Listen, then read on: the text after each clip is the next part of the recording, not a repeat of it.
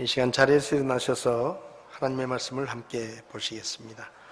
오늘 하나님의 말씀은 창세기 11장 1절에서 9절까지 말씀을 함께 보시겠습니다.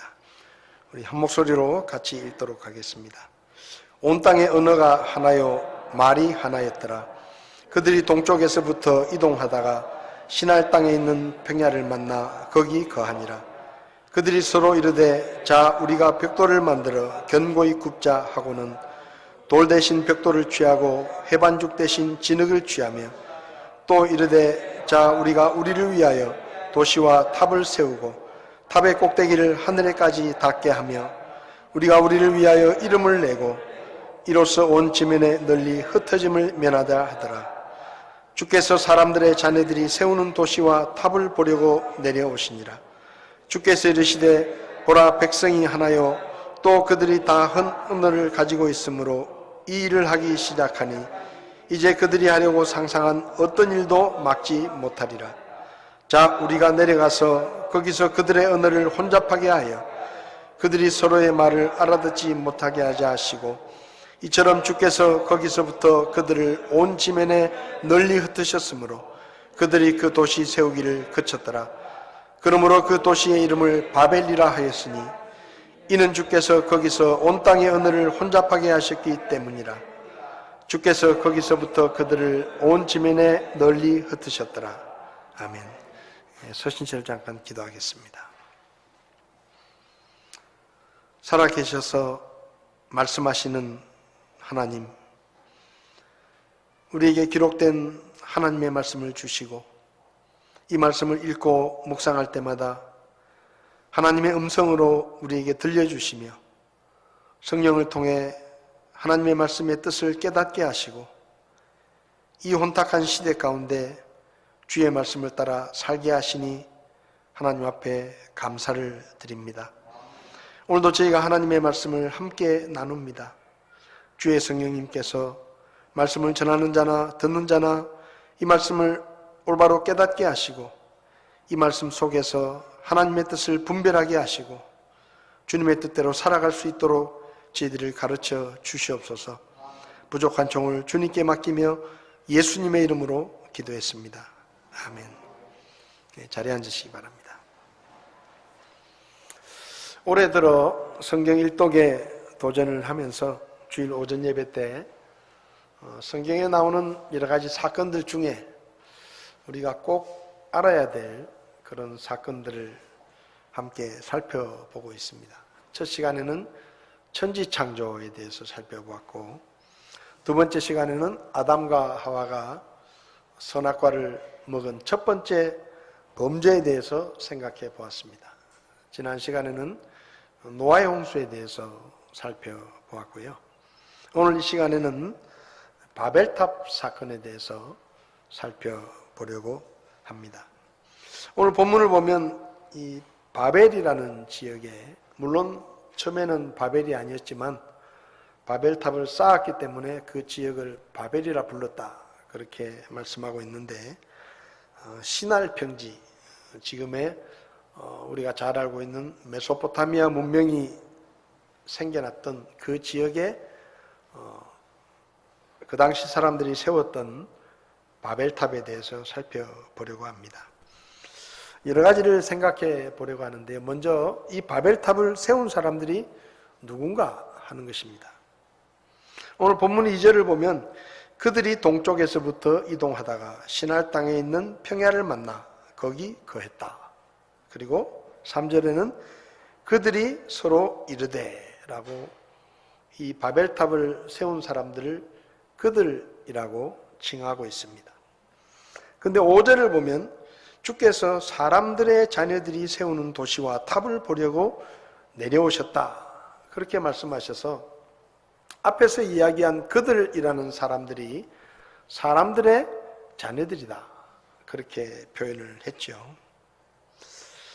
이 사람들이 누구냐 하는 것입니다. 오늘 창세기 10장을 보면 창세기 10장에는 노아의 아들들의 후손들에 대한 기록이 나오는데 셈과 함과 야벳 이 세 아들의 후손들에 대해서 세 부류로 이렇게 설명을 합니다. 그러니까 창세기 10장에서는 세 부류의 그 후손들을 따로따로 설명을 하거든요.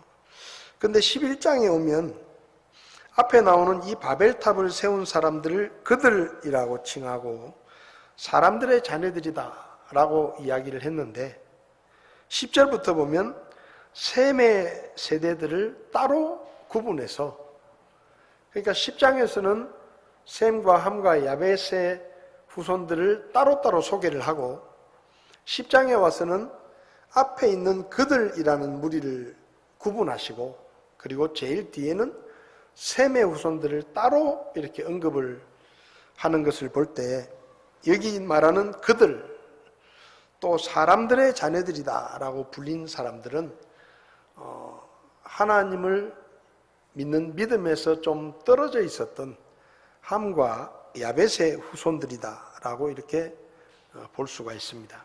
그래서 이 바벨탑을 세운 사람들은 하나님을 제대로 믿지 않았던 그런 사람들, 그래서 사람들의 자녀들이다 라는 표현을 썼다고 이렇게 생각이 됩니다. 그래서 이 바벨탑을 세운 사람들이 함과 야벳의 후손이라고 볼 수 있는데, 그러면 이 사람들이 바벨탑을 세운 장소가 어디냐?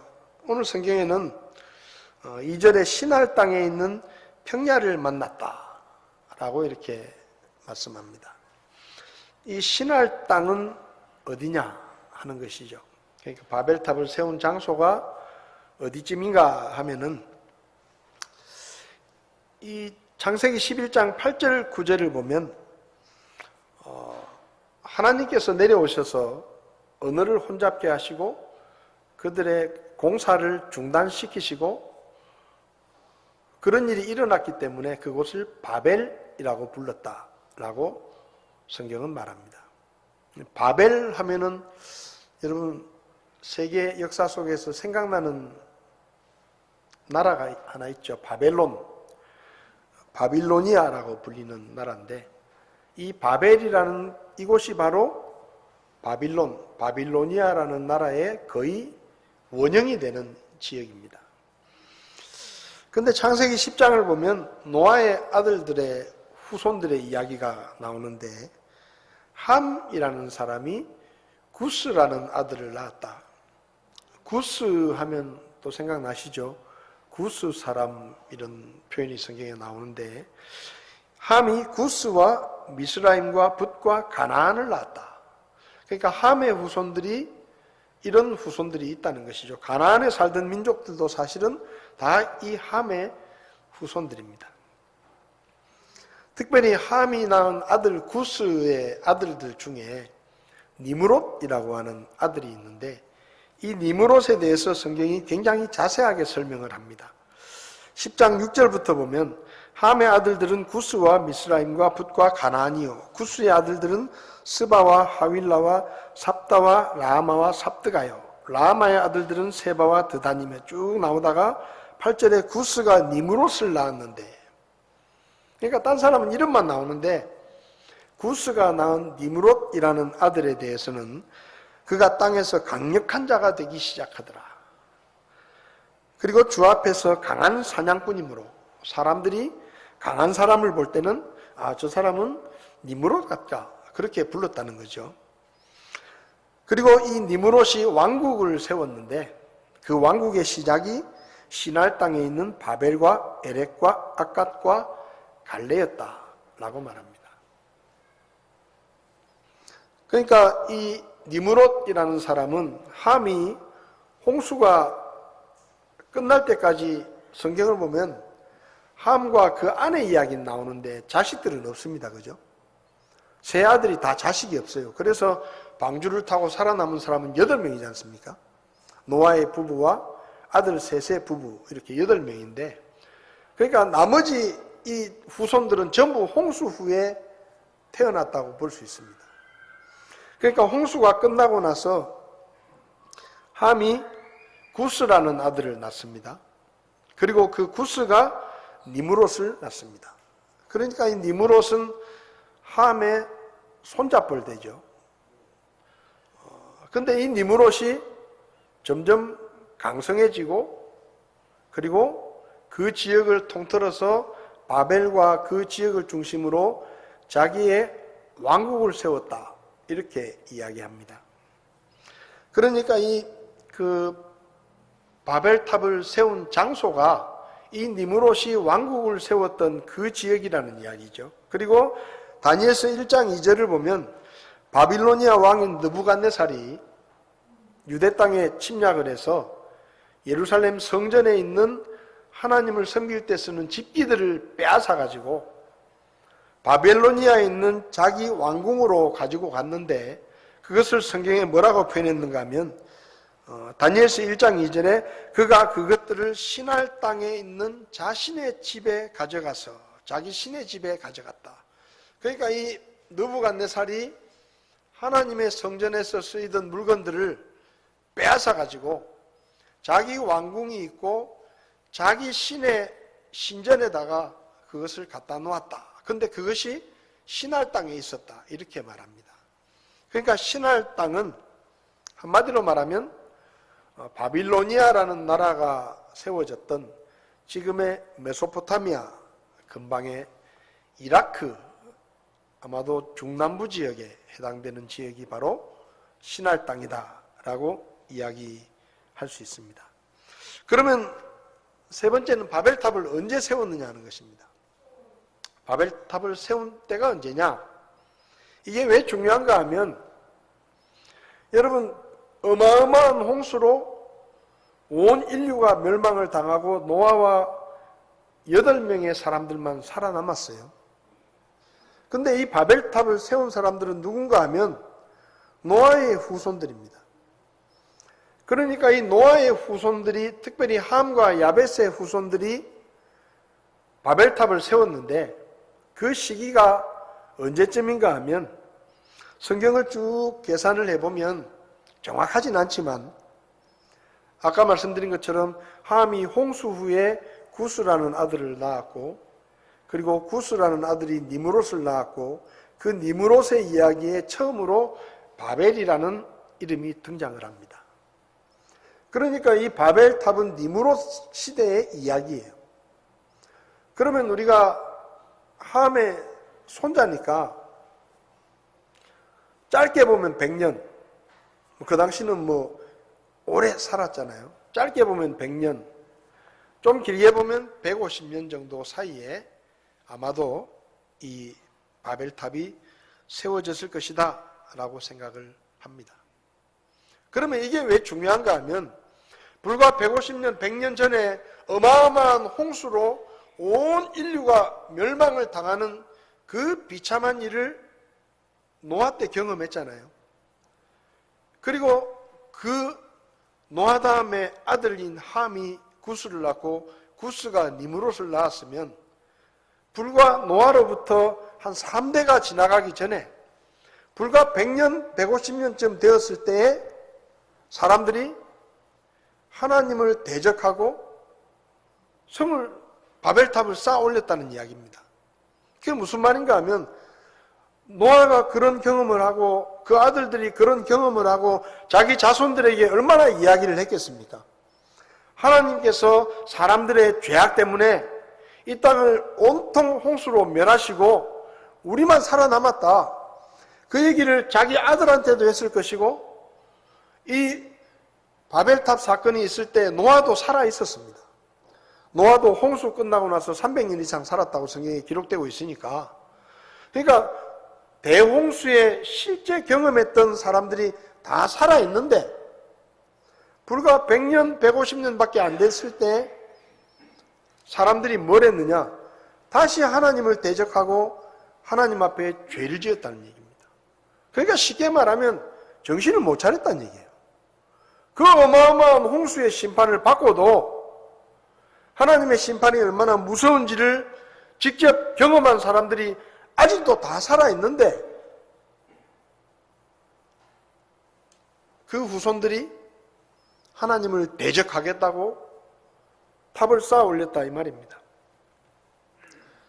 니므롯이라는 사람이 그 원흉이다 라고 볼 수 있는데 니므롯이 사람들을 선동하고 동원해 가지고 바벨탑을 쌓아 올렸다라고 볼 수 있습니다. 전해지는 이야기에 따르면 이 니므롯의 아내 세미라미스라는 아내가 있는데 이 니므롯이 일찍 죽습니다.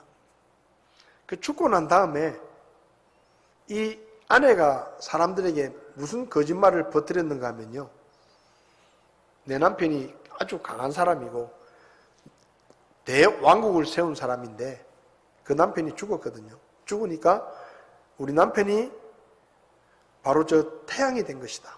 그 거짓말을 해요. 그래서 태양신을 섬기게 해요. 그러다가 또 무슨 거짓말을 하는가 하면 이 니므롯의 아내가 니므롯과 상관없는 이제 자기가 쉽게 말하면 남편이 죽었으니까 자기가 왕위에 있는 것이죠. 그런데 이 아내가 자기 남편과 상관없는 아들을 낳습니다. 사생아를 낳습니다. 이 아들의 이름이 담무스예요. 그런데 이 담무스라는 아들을 뭐라고 얘기하는가 하면 백성들에게 내 남편 니므롯이 환생을 해가지고 내 아들로 다시 태어났다. 그래서 내 아들 이 담무스는 신과 같은 존재다. 그렇게 또 사람들에게 이야기를 해가지고 결국은 이게 어디까지 연결되는가 하면 바빌로니아의 우상 숭배가 이 니므롯으로부터 시작되는 겁니다. 그러니까 니므롯이 바벨탑을 쌓은 이 일은 그냥 단순하게 일회성 사건으로 끝난 게 아니고 결국은 이 바벨탑 사건에서 바빌로니아의 수많은 신들이 만들어졌고 그리고 그 이후로 수많은 사람들이 우상 숭배를 하게 되는 결정적인 원인이 바로 이 바벨탑 사건이었다는 것이죠. 그래서 이 바벨탑 사건이 우상 숭배의 원조가 되었는데 불과 홍수로 엄청난 심판을 받고 100년, 150년도 되지 않아서 사람들이 다시 악을 행하고 하나님을 대적하는 그런 일을 행했다는 것입니다. 그러니까 이게 참 사람은 어쩔 수 없다. 사람은 어쩔 수 없이 죄인이다. 100년, 150년 전에 그렇게 어마어마한 심판을 받고도 하나님을 두려워할 줄 모르고 또다시 작당을 해가지고 하나님을 대적하고 있는 그런 모습들을 보게 되는 것입니다. 그러면 이 바벨탑 사건이 왜 하나님 앞에 악한 일이냐? 하나님이 심판을 하셨거든요. 왜 이게 악한 일이냐? 첫 번째는 이것이 하나님의 말씀에 대한 불순종이었기 때문입니다. 4절을 보면 이 바벨탑을 쌓는 사람들이 왜 바벨탑을 쌓는지를 이야기하고 있는데 또 이르되 자 우리가 우리를 위하여 첫째 우리를 위하여 하는 일이다. 이건 우리를 위해서 하는 일이다 라는 거죠. 그 다음에 도시와 탑을 세우고 탑의 꼭대기를 하늘에까지 닿게 하며 우리가 우리를 위하여 이름을 내고 지금 바벨탑을 쌓는 목적이 자기들을 위한 것이고 자기들의 이름을 내는 것이고 그 다음에 이로써 온 지면에 널리 흩어짐을 면하자. 그러니까 지금 신할 평지에 도시를 만들고 거기 하늘 꼭대기까지 닿겠다는 바벨탑을 쌓아 올리는 이유가 뭔가 하면 우리가 여기 도시를 만들고 어마어마한 탑을 쌓아가지고 그것을 중심으로 흩어지지 말자 이겁니다. 흩어지지 말자.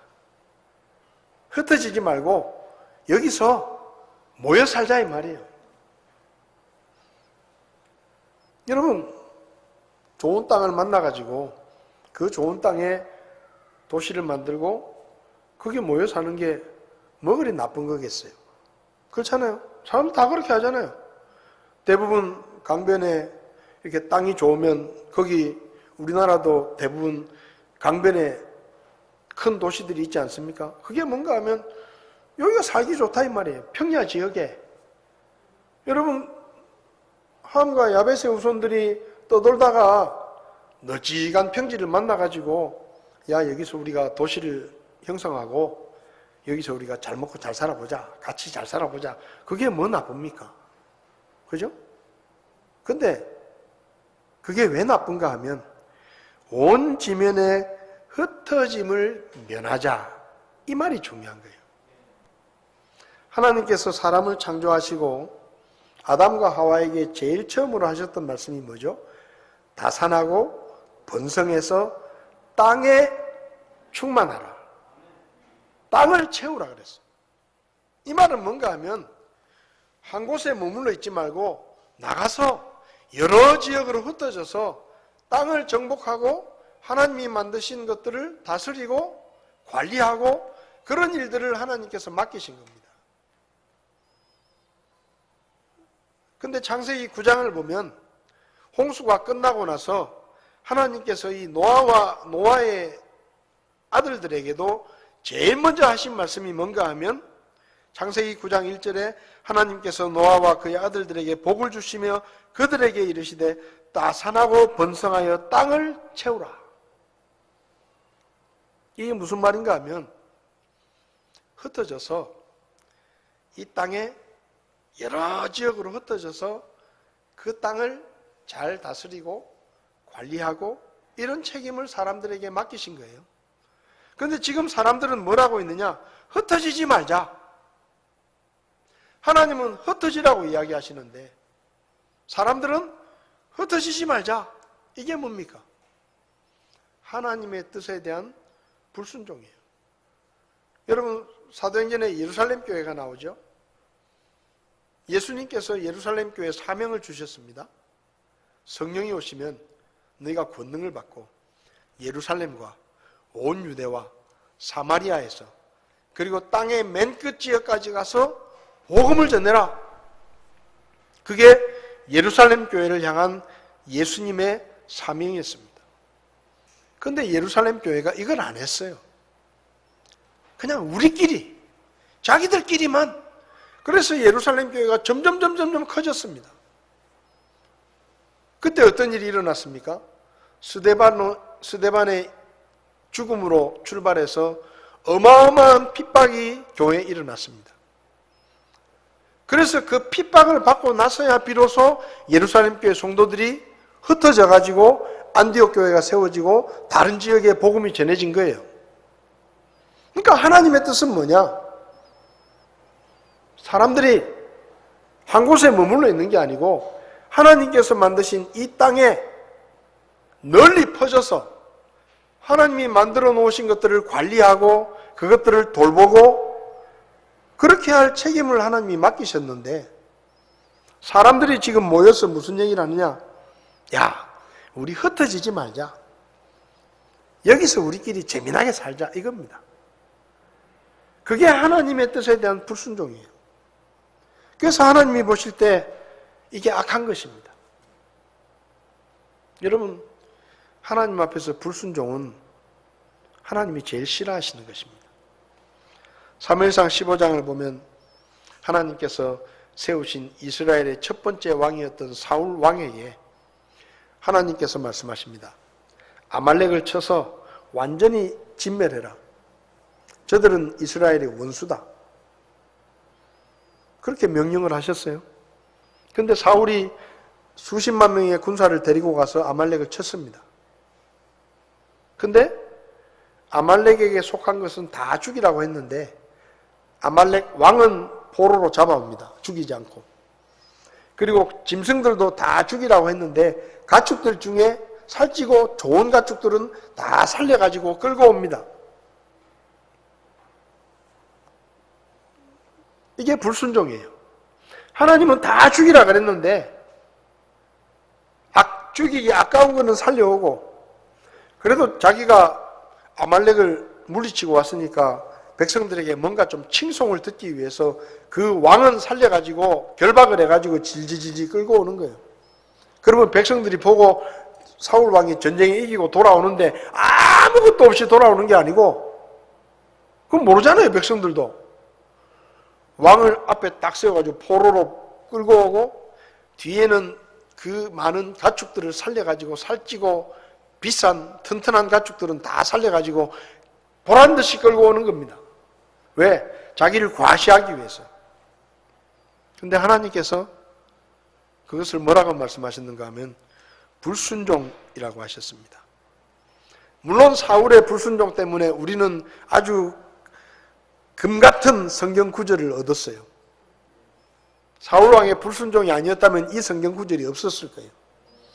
그런데 우리에게는 굉장히 큰 교훈이 됩니다. 사무엘상 15장 23절에 22절 23절을 보면 사무엘이 이르되 주께서 주의 음성에 순종하는 것만큼 번제 음물과 희생물을 크게 기뻐하시나이까 보소서 순종이 희생 음물보다 낫고 귀를 기울이는 것이 수양의 기름들보다 나으니 거역하는 것은 마술죄와 같고 완고한 것은 불법과 우상 숭배와 같나이다. 불순종은 우상 숭배라 이 말이에요. 하나님의 뜻보다 내 뜻을 더 중요하게 여기는 것은 하나님을 버리고 나를 섬기는 우상 숭배다 이 말입니다. 왕이 주의 말씀을 버렸으므로 그분께서도 왕을 버릴 것입니다. 여러분, 우리 눈에 보이는 그 작은 불순종이 하나님이 보실 때는 왕의 자리에서 쫓아내실 만큼 어마어마한 죄입니다.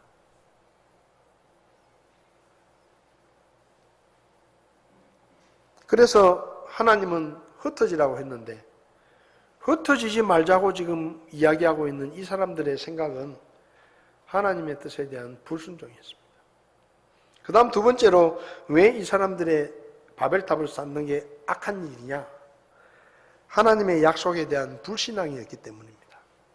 4절을 보면 이 사람들이 이렇게 말하죠. 우리가 우리를 위하여 도시와 탑을 세우고 탑의 꼭대기를 하늘에까지 닿게 하여 우리가 우리를 위하여 이름을 내고 온 지면의 흩어짐을 면하자. 이 사람들이 탑을 쌓는데 탑의 꼭대기를 하늘에까지 닿게 하자. 이 말이 무슨 말이냐면 이 말은 노아의 홍수와 관계가 있습니다. 이 사람들도 알아요. 노아의 홍수로 세상이 멸망했다는 것을 압니다. 다 들었을 거예요. 그런데 창세기 9장 11절부터 보면 하나님께서 노아와 아들들에게 약속을 하십니다. 무슨 약속을 하시는가 하면 내가 다시는 홍수로 세상을 멸하지 않겠다. 그래서 그 징표로 무지개를 보여주시죠.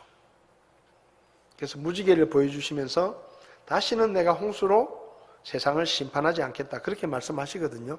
하나님이 뭐라고 하셨는가 하면 너와 언약을 맺을 것이다.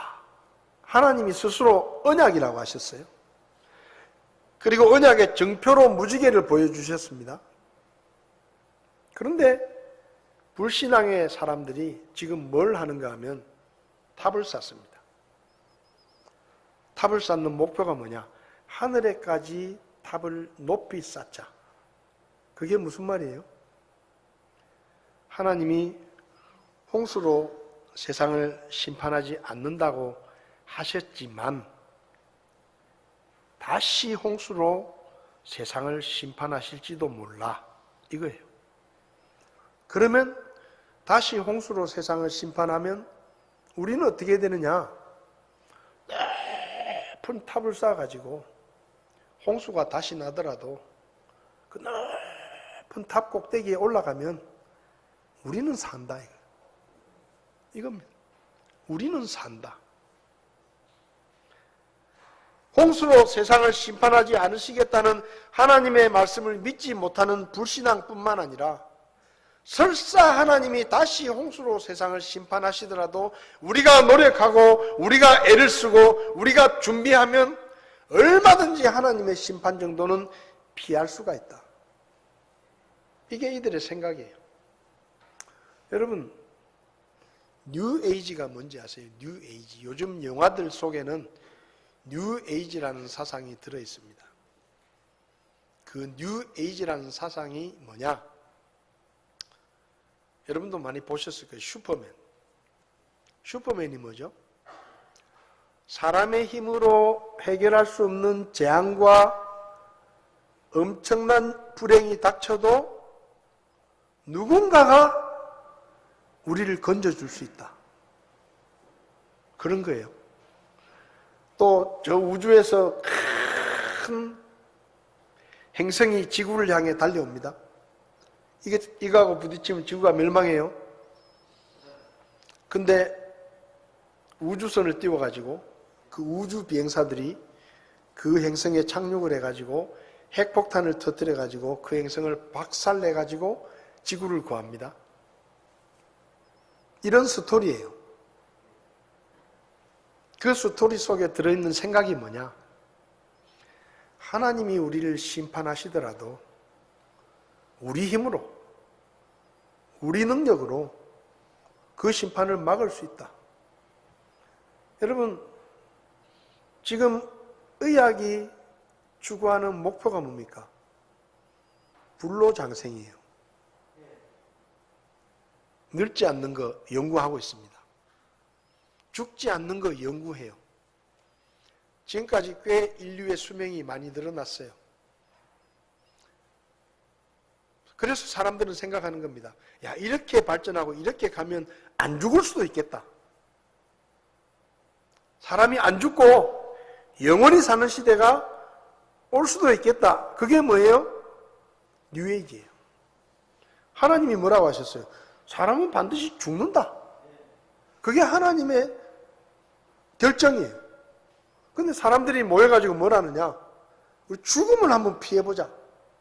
우리가 약을 만들고 좋은 의술을 개발하고 그러면은 죽을 사람도 살릴 수 있고, 그래서 이것이 더 발전하면 안 죽고 영원히 살 수도 있겠다. 그게 뉴에이지예요. 홍수로 심판을 하시더라도 산 꼭대기까지, 저 하늘 꼭대기까지 우리가 탑을 쌓아 놓으면, 그리로 도망가면 우리는 살 수 있다. 그게 바로 하나님의 말씀에 대한 불신앙이고 하나님을 대적하는 것입니다. 그래서 하나님께서 악하다라고 보신 거예요. 악하다. 저들의 행동이 악하다. 그래서 하나님이 심판을 하시죠. 어떻게 심판을 하십니까? 하나님이 내려오셔서 그 도시와 탑을 세우고 있는 공사 현장에 내려오셔서 사람들의 말을 혼잡하게 만드셨어요. 다 말이 한 언어를 쓰니까 이 사람들이 작당을 해가지고 하나님을 대적하고 하나님이 기뻐하시지 않는 일을 하고 있으니까 하나님께서 저것들이 흩어지라니까 흩어지진 않고 모여가지고 한통속이 돼가지고 하나님을 대적하고 하나님을 향해서 불신앙의 행동을 하니까 마치 예루살렘 교회를 핍박을 일으켜서 흩어지게 한 것처럼 하나님께서 그 한통속이 되어 있는 사람들을 억지로라도 흩어지게 만들기 위해서 뭘 하셨느냐? 언어를 혼잡하게 하신 거예요. 어제까지 공사를 했습니다. 아침에 일어났어요. 공사를 하기 위해서 사람들이 다 모였습니다. 그래서 공사 감독이 지시를 합니다. 당신들은 여기 동쪽에 탑을 쌓고, 여기 당신들은 서쪽을 쌓고, 여기 당신들은 남쪽을 쌓으라고 이렇게 지시를 해요. 근데 못 알아듣는 거예요. 어제까지 다 같이 알았습니다 하고 갔는데 하루아침에 무슨 말인가 말이죠. 무슨 말인지를 못 알아듣는 거예요. 그래서 사람들이 웅성웅성거리는데 가만히 보니까 말이 통하는 사람들이 있어. 그 중에 예를 들면 10,000명이 모였다고 하면 그 중에 말이 통하는 사람들이 있고 나머지는 말이 안 통하는 거예요. 그러니까 어떻게 해요? 결국은 말이 통하는 사람들끼리 모이는 거예요. 말이 통하는 사람들끼리 모이니까 어떤 팀은 숫자가 많고 어떤 팀은 또 숫자가 적어. 그럼 어떻게 해요? 숫자가 많은 사람들이 숫자가 적은 사람들을 보고, 야, 니들은 말도 안 통하니까 여기서 나가. 여기는 우리 땅이야.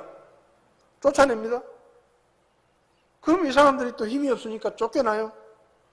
그래서 이렇게 저렇게 흩어지고 도시를 세우는 일이 중단된 겁니다.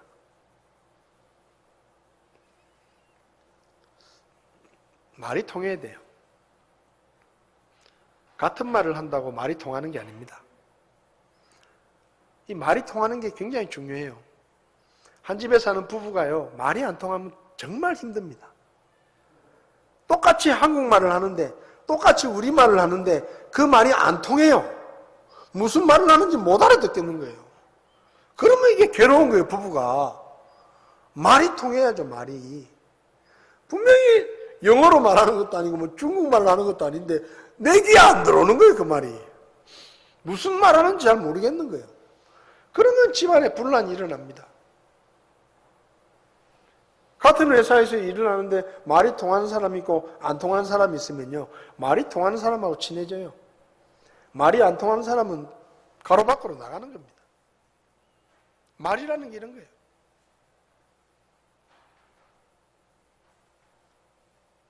지금은 그래도 우리나라 말이 상당히 다 표준어가 됐지만, TV가 이게 표준어를 자꾸 보여주니까 표준어가 됐지만, 옛날에는 우리나라 말에도 사투리가 굉장히 심했습니다.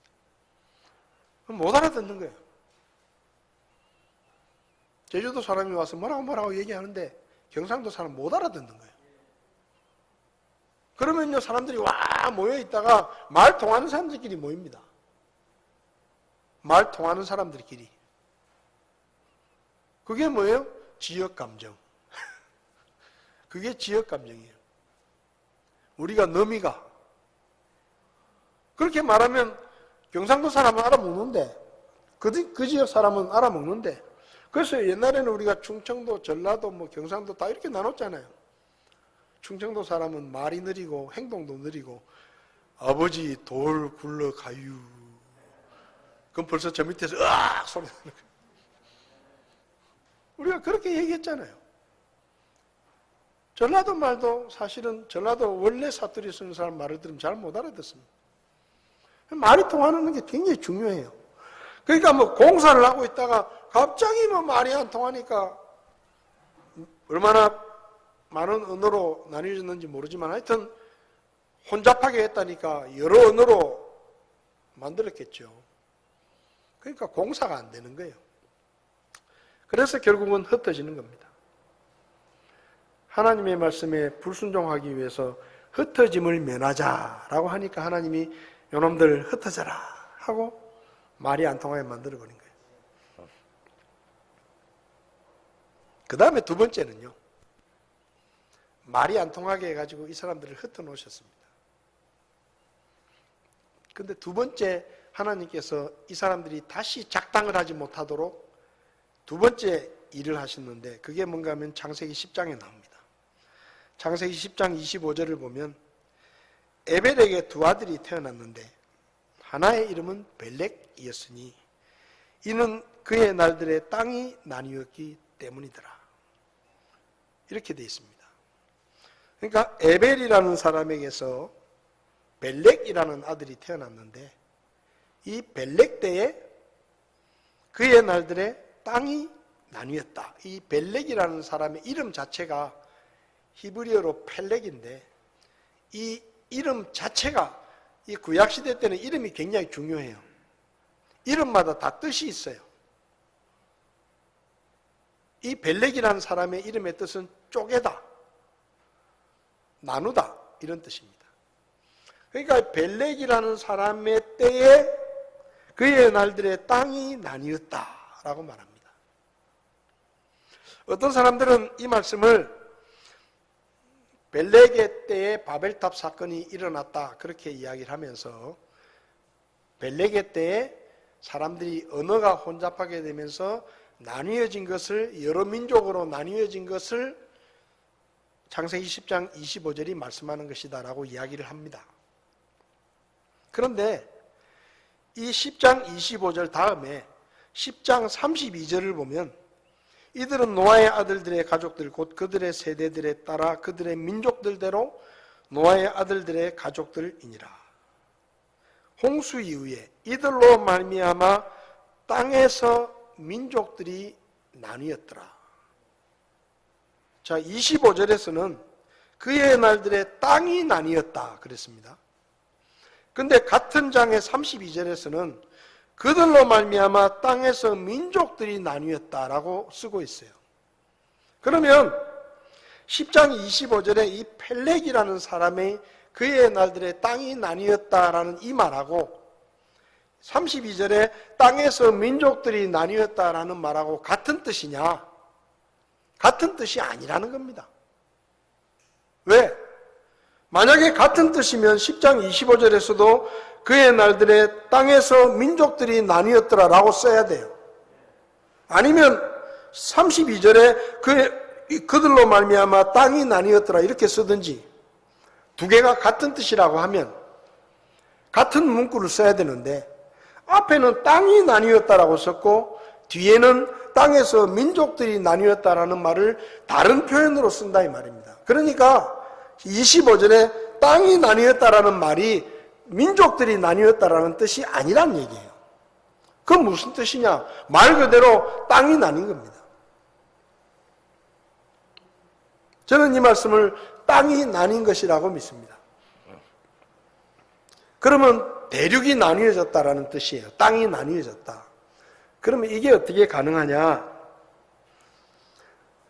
원래는 땅이 한 덩어리였는데 그 한 덩어리의 땅이 여러 덩어리로 쪼개져 가지고 지금의 5대양 6대주가 됐다라고 설명하는 이론이 대륙 이동설입니다. 이 그림을 보시면 왼쪽에 있는 게 저게 원래 한 덩어리였는데 이 벨레게 때에 저 땅들이 쪼개져 가지고 흘러가 가지고 지금의 5대양 6대주가 됐다. 이런 설명을 할 수도 있어요. 그 다음 두 번째는 오른쪽에 있는 그림인데요. 저 지금 빨간색으로 되어 있는 그림이 지금보다 해수면이 좀 낮아지면 바다의 수면이 좀 낮아지면 땅이 될 수 있는 지역입니다. 그러니까 지금보다 바다가 좀 낮아지면 보시다시피 5대양 6대주가 아니라 땅이 하나가 다 되는 거예요. 땅이 하나가 다 되는 겁니다. 근데 첫 번째로 대륙이동설을 주장을 하면 이건 너무 충격이 커요. 땅이 막 흘러가다가 이게 해일도 일어나고 지진도 일어나고 막 난리가 나야 되거든요. 그러면 지구가 온전치 못해요.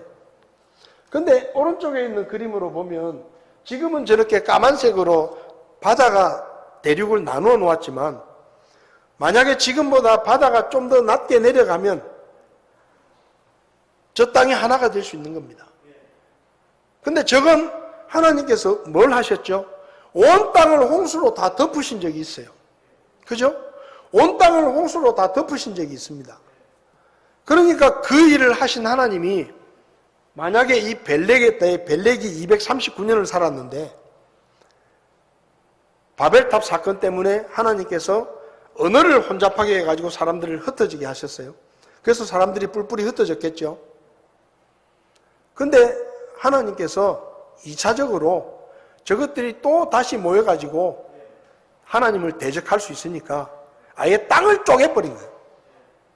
그러니까 바닷물이 점점점 239년 동안 바닷물이 점점 차오르면 어떻게 되느냐? 같은 땅이었는데 건너가지 못하는 땅이 돼버리는 거예요. 그럼 어떻게 돼요?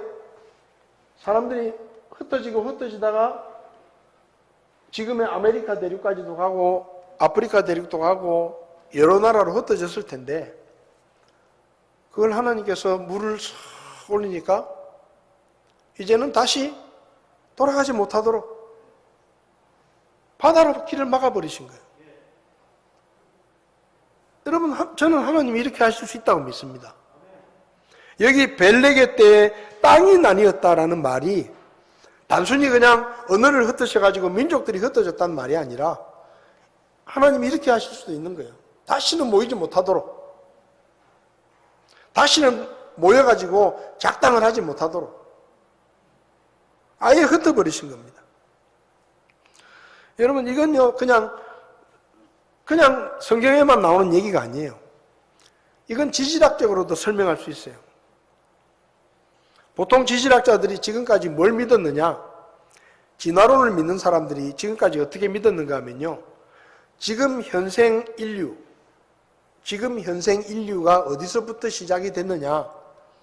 그 기원은 아프리카에서 시작이 돼가지고 아프리카에서 시작이 돼서 아시아로 퍼지고 유럽으로 퍼지고 그리고 저 꼭대기로 올라가가지고 당시에 빙하기였기 때문에 아메리카 대륙과 지금 아시아 대륙이 얼음으로 뒤덮여가지고 그 얼음이 뒤덮여 있는 땅을 넘어서 아메리카 대륙으로 건너갔다. 이렇게 지금까지 그렇게 주장했습니다. 그런데 근래에 어떤 일이 있었는가 하면요. 그래서 지질학자들이 어떻게 주장을 했느냐. 아프리카에 제일 먼저 사람이 살았고 그 다음에 그 아프리카에서 유럽으로 가고 아시아를 지나서 그 얼어있는 바다를 건너서 아메리카 대륙으로 가가지고 남아메리카까지 갔다 이렇게 자기들이 설명을 했다 이 말이에요. 근데 그 시간차가 굉장히 커요. 그죠? 아프리카에서 시작된 인류가 저 아메리카 대륙까지 가려고 하면 이게 얼마나 오래 걸렸겠어요. 근데 근래에 뭐가 발견되고 있는가 하면 저 아메리카 대륙 한복판에서 뭐가 나왔는가 하면요.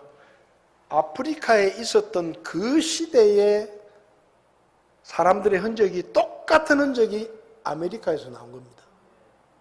그러니까 이 지질학자들이 지금 골치가 아픈 거예요. 왜냐하면 아프리카에서 시작이 돼가지고 저 아메리카까지 가려고 하면 상당히 오랜 시간의 간격이 있어야 되는데 아프리카에서 나온 흔적이나 아메리카에서 나온 흔적이나 시대가 비슷하다 이 말이에요. 그러니까 이건 말이 안 되는 거예요.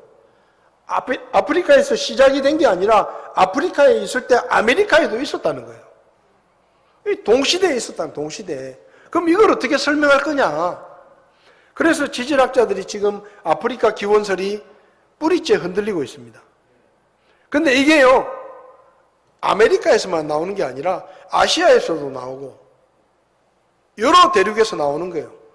그러니까 아프리카에서 시작이 돼가지고 거기가 출발이라고 말했었는데 이제는 그게 엉터리가 된 겁니다.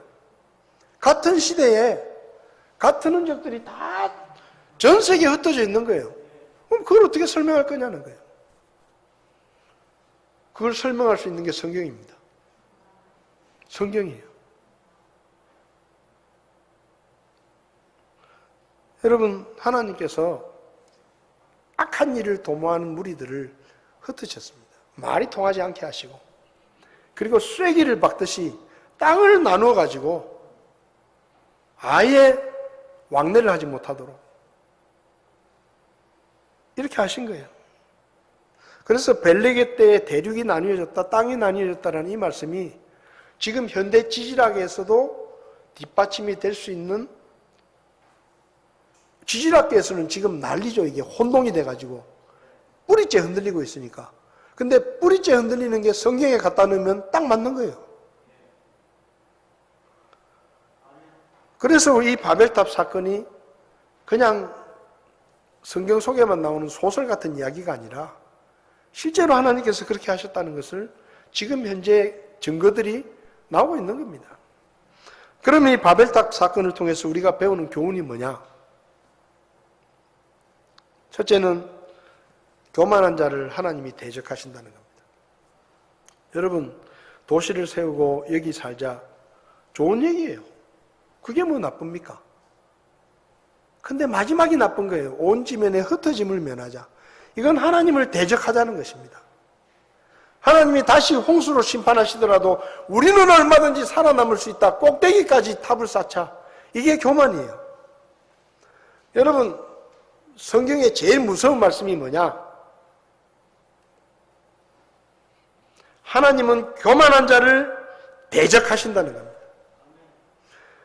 여러분, 직장에 들어가가지고요, 진짜 직장 상사 중에 골치 아픈 사람, 나를 대적하는 사람 하나만 있어도 피곤해요. 일이 안 돼요. 제가 군대에 입대했을 때, 저 때만 해도 지역 감정이 굉장히 안 좋았습니다. 제 바로 위에 고참이 전라도 사람이었어요. 그 군대 갔다 오신 분들은 뭔지 아실 거예요. 입대를 딱 했습니다. 제가 부산에서 입대를 했거든요.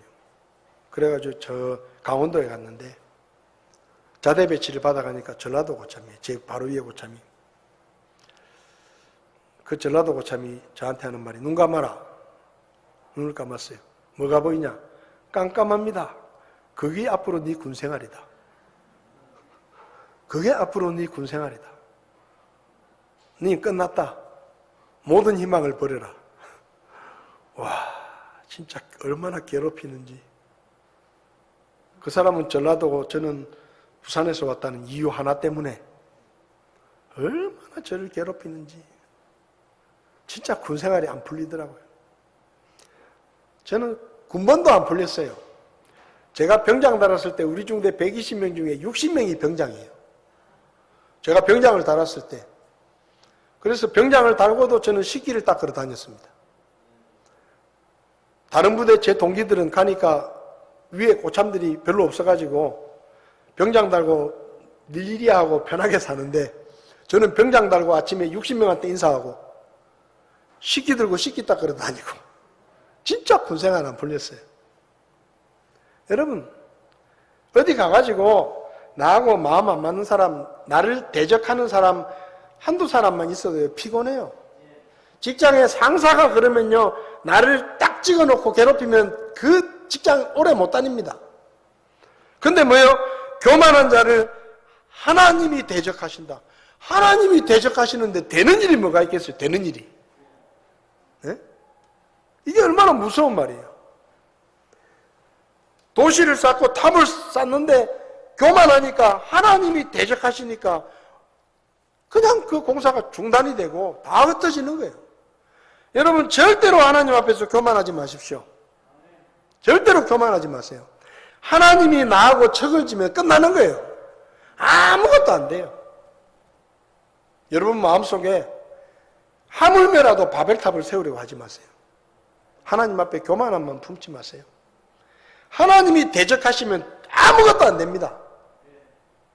하나님이 도와주시면 안 되는 것도 되지만 하나님이 대적하시면 될 일도 안 돼요. 그러니까 절대로 하나님 앞에서 여러분 교만하지 마시고 겸손하게 하나님 앞에 순종하시기 바랍니다.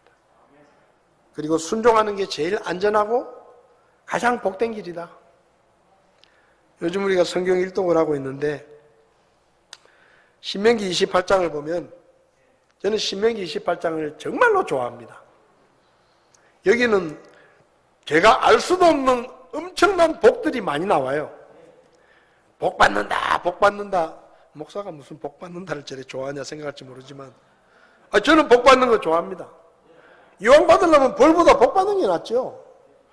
신명기 28장에 뭐라 그랬느냐?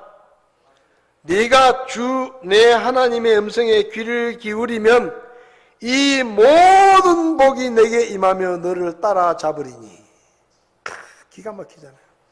하나님 말씀만 잘 들으면, 하나님 말씀만 순종하면 이 모든 복이 내게 임하며 너를 따라잡을 것이다 라고 시작합니다. 도시에서도 복을 받고 들에서도 복을 받고 내 몸의 열매와 내 땅의 열매와 내 가축의 열매와 내 암소의 번식과 내 양떼가 복을 받고 양을 키워야 되겠네. 양을 키우러 가야 되겠어요. 양떼도 복 받는다는데 지금 제가 못 받고 있잖아요. 내 바구니와 내 쌓아둔 것이 복을 받으며 네가 들어와도 복을 받고 나가도 복을 받을 것이다. 하나님의 말씀에 순종하는 게 제일 좋은 길이고 제일 복 받는 길입니다. 이 바벨탑을 쌓은 사람들 하나님 말씀에 불순종해가지고 쪽박을 찼잖아요. 하나님 말씀에만 순종했으면, 아담과 하와가 하나님의 말씀에만 순종했으면 세상이 어떻게 되겠어요? 저와 여러분들도 지금 에덴 동산에서 살고 있을지 모릅니다. 근데 그 불순종을 해가지고 말이야. 저는 아담 생각하면 화가 나요. 아담이 그때 좀 잘했으면, 하나님 말씀 잘 들었으면 지금 나도 에덴 동산에서 잘 먹고 잘 살고 있을 텐데 그 아담 때문에 말이에요. 좀 잘하지 그때. 원망도 돼요. 네? 그렇잖아요. 아담이 그때 정신 차리고 살았으면 이 고생 안 할 거 아닙니까? 반대로 생각해 보세요. 여러분들이 하나님의 말씀에 순종하면 하나님께서 여러분의 자녀들을 축복하실 것입니다. 그게 약속이에요. 나중에 여러분들의 자녀들이 그렇게 말할지 몰라요. 우리 아버지가 하나님 말씀에만 참 잘 순종했으면 내가 이렇게 안 살 텐데. 우리 엄마가 말이야, 우리 아버지가 그때 하나님 말씀 좀 잘 듣지 뭐해서 도대체. 그렇게 우리를 원망할지 몰라요. 그런 원망 듣지 않으려고 하면 지금 하나님의 말씀에 순종하십시오. 그러면 모든 복을 받습니다. 다 일어나십시오.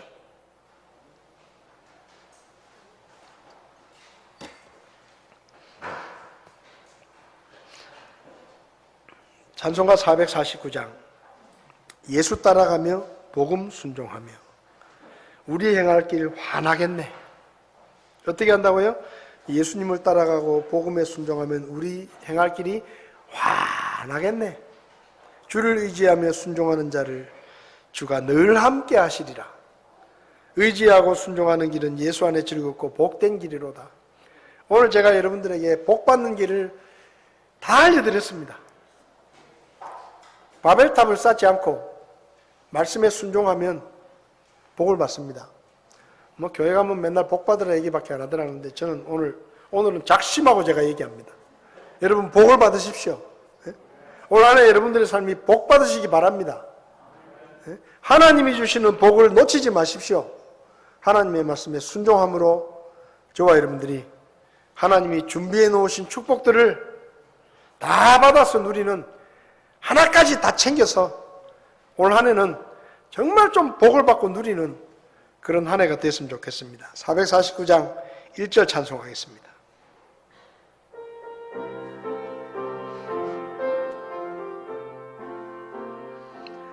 예수 따라가며 복음 순종하며 우리 행할 길 환하겠네. 주를 의지하며 순종하는 자를 주가 늘 함께 하시리라.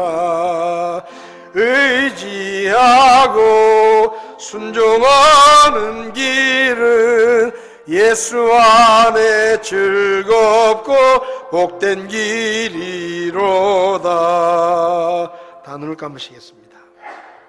여러분, 혹시 우리 마음속에 무언가 바벨탑을 쌓고 있지는 않습니까? 하나님의 말씀보다 내 생각이 더 낫다고 생각하지 않으십니까? 하나님의 말씀에 순종하는 것보다 내 생각대로 내 지혜대로 살면 더 잘 살 것 같은 생각이 우리 마음속에 들지 않습니까? 하나님의 말씀에 순종하는 것이 어리석은 것처럼 보이지 않습니까? 그게 우리의 교만입니다. 그 교만을 버리고 하나님의 말씀에 순종하시기 바랍니다. 그 길을 하나님이 환하게 하시고 그 길을 복 주실 것입니다. 올 한 해 순종함으로 하나님의 축복을 받는 저와 여러분들이 될 수 있기를 바랍니다.